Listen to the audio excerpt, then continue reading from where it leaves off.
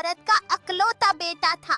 माँ ने उसे अपनी जान से बढ़कर चाहा, उसके लिए दिन रात मेहनत की, खुद भूखी रही मगर बेटे को पेट भर कर खिलाया। हमेशा उसके आराम का ख्याल रखा। वक्त गुजरता गया और बेटा जवान हो गया, दुनिया की रंगीनियों में खो गया। दौलत और शहरत की चाहत बढ़ने लगी।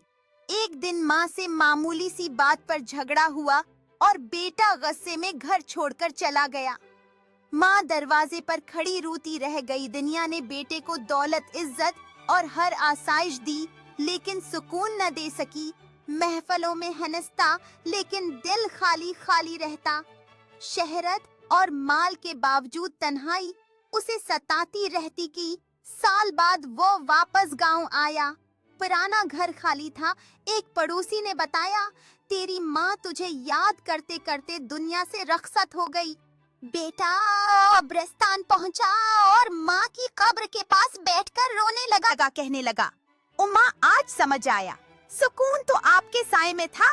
दौलत है, शहरत है, मगर सुकून कहीं नहीं। सबक ये है कि माँ का साया सबसे बड़ी नामत है। उसके होते हुए कभी उसको दुख न दें, वरना पछतावे के सिवा कुछ नहीं बचता।